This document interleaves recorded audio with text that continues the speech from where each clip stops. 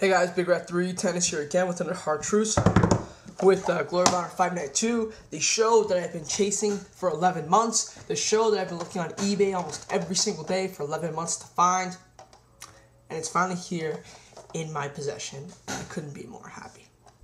Ring of Honor, Glory of Honor 592. Was this the best Ring of Honor show of all time? We'll have to see. Was Bryan versus KENTA the best match of all time for Ring of Honor? We'll just have to see. Okay, let's get to the show. Jack Evans versus Davey Richards. Very fun match. 3 1/4 stars. It was a bit short. It was only like 6 minutes, which 3 1/4 stars for a 6-minute match is absolutely tremendous. It was a bit spotty. What do you expect? Jack Evans is in the match. But it was still a lot of fun. I do not agree with the guy in the ROH Buyer's Guide. I do not think this is one of the best openers of 2006. I think at both the England shows, at Unified, with the 4-way with Cabana, Matt Sydal, Jody Fleisch, and Spud, I thought that match was 3.5. And I think the BJ Whitmer Go Shiozaki match at Anarchy in the UK was 3 3/4. I think a few other shows I can't remember off the top of my head had better openers than this, but this was still a very fun match. 3 1/4 stars. I just wish it could have gone on longer. If they gave these guys 2 more minutes, this could have been 3.5, 3 3/4. Very fun. Next we get Adam Pearce versus Delirious. Basically in the video wire, Delirious was pissing off Jim Cornette, and Jim Cornette says, "Fine, you want to be in the show? Fine. Fight my guy Adam Pearce." This, from what I've seen, is Adam Pearce's second best match of all time. It's 3 stars. That just shows how bad of a worker Adam Pearce is. I'm sorry. I just do not like him at all. But besides his 4 1/4, 4.5 star match with Brent Albright at Death Before Dishonor 6, I've never seen a better match from Adam Pearce. This is 3 stars, maybe even 3 1/4. He had good pacing, good psychology for an Adam Pearce match, and you even had a great ending, I thought, with the debut, not the debut, but the debut of Shane Hagedorn as Adam Pearce's manager, I guess you would say. These guys had a rematch at 50th Festival in New York, which was a lot more fun, but the match was only like 2 1/4 stars, but it was a lot more fun. This wasn't as fun, but it was a better match, if you kind of understand where I'm going with this. 3 stars. Next we get the triple threat match, Jimmy Jacobs versus Colt Cabana versus Christopher Daniels. Okay, before I get a lot of heat for the rating that I'm giving it, 3 3/4 stars. I thought the wrestling here was 3-star worthy, 3 1/4 star worthy. I thought the comedy was around 2 3/4, 3, and I thought the storytelling was 4 stars.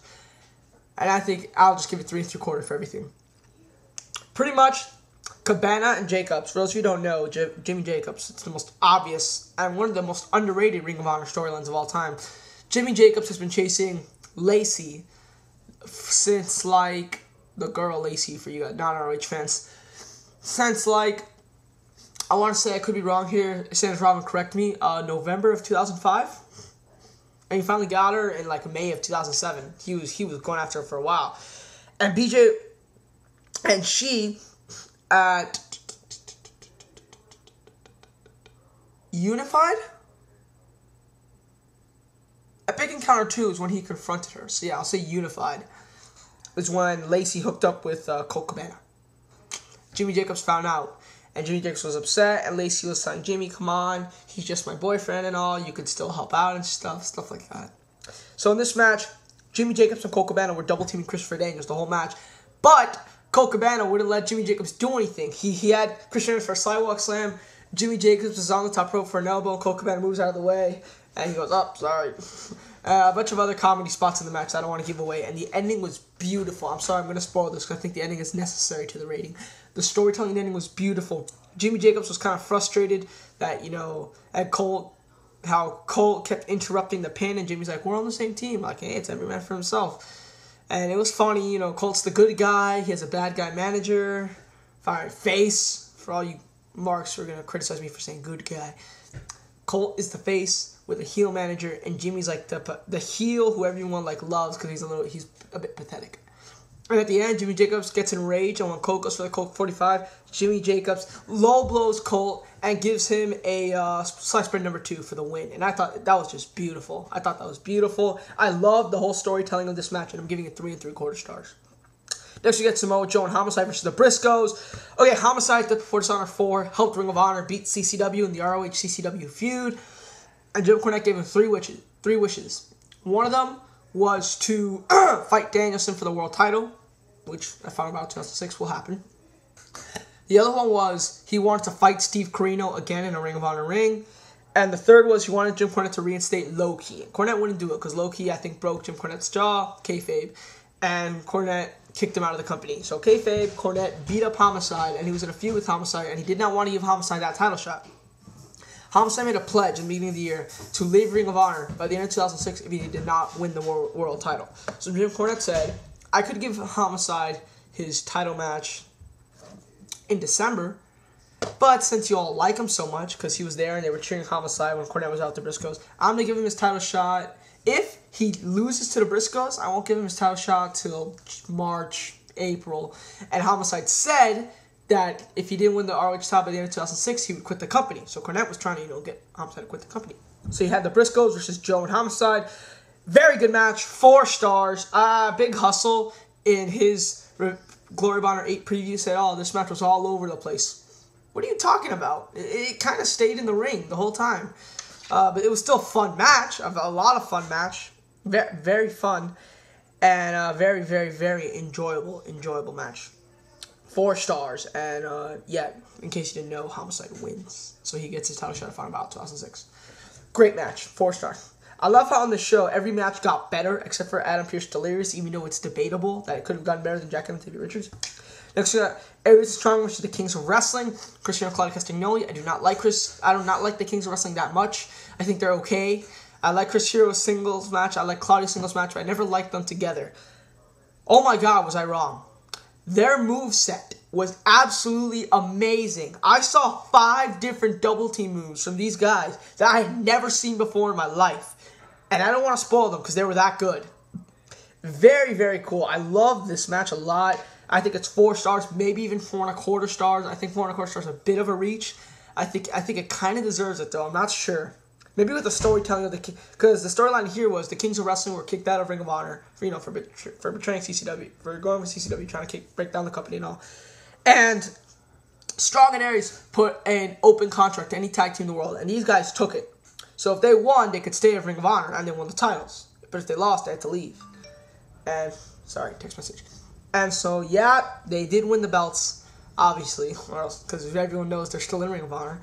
And it was a great match. Maybe with the storytelling with Aries with the ribs, that great shot. Claudio took like a briefcase and whacked Aries in the ribs, and Aries flew off the top rope. 4.25, maybe 4, I'm not sure. It's whatever the description box says, but it was a great match. Next we get the GHC Heavyweight title, Marufuji versus McGuinness. This was another awesome match. This is definitely 4.25, and I'm probably going to give it 4.5 just because it was the first time ever the GHC title was defended outside of Japan, and the significance there is huge. Now, Sanders, I do not think this is a near 5-star match. I think wrestling-wise it's 4.25, but I'm going to give it 4.5 because of the GHC title defended outside of Japan, and I love Marufuji and McGuinness's chemistry. I do. I think this is a better match than our Final Battle 2008, no question. Let's get the main event and the match that I've been really looking forward to. Bryan Danielson versus KENTA for the ROH World title. This match was epic. Epic! Now, if you were to ask me which match I liked more, this match or their match at Driven, I might say their Driven match just because their Driven match and the Ladder War match are the reasons why I'm an ROH fan today. And Kenny King. Kenny King, their match at Driven, and their match at Man Up. But I think this match was probably the better technical wrestling match. A lot more storytelling in this match. He had a torn tendon in his shoulder, and KENTA kicked the shit out of it. KENTA brought up a lot of submissions. Danielson did a lot of submissions. The first 20 minutes was pretty much like that. Very good. Nice kick by KENTA. A nice drop kick by KENTA with Danielson on the top rope. I marked out hard for that. Danielson's dive to the outside I liked better because usually he does a somersault dive, but I actually like this because it was kind of different. He did like a full-fledged crossbody, and it looked like he hurt himself by landing on the chairs. The lighting screwed up after that. Like it went pitch kind of darkish, yellowish, and then when the lighting showed, they became really red and bright. Whoever did the lighting there made a mistake. A GTS by KENTA, which was very cool to see. Bryan Danielson did like 3 or 4 cattle mutilations. 2 different times he did the elbows to the head, and KENTA was not knocked out. This was an excellent match, and I'm going to give it the full 5 stars. I thought it was a tremendous match. Now, is it the best match of all time for Ring of Honor? I don't agree. like I said, really the more man up ladder war than the driven match are the reasons why I'm a Ring of Honor fan today. This was probably better than the driven match. The man up ladder war really makes me a Ring of Honor fan today. The Death Before Dishonor 5 match with Stenerico and the Briscoes, Steel Cage Warfare. There's been so many 5-star matches. Punk Aries. I'm not all the Dragon Gate 6-mans in my opinion. I can't really say if this is better than all of them, but I will say this is one of the best matches I've ever seen from Ring of Honor. I just can't fully say it's the best Ring of Honor match of all time. Anyways, this show is absolutely tremendous. I'm going to give this a 9.5, 9.75. Is it the best Ring of Honor show of all time? Maybe not. I still might like Supercard of Honor 3 a little bit more, but actually, I'm going to say it's a toss-up. Because everything was good. Supercard of Honor 3, the first 2 matches were not that good. But this is probably the best, if not the second best Ring of Honor show of all time. And you guys have to go pick it up. Go to eBay. Go to any website you can. Find this show. Buy it. Own it. Thank you guys. I'm Bigrat310. I'm going to watch Final Battle now. I'm out.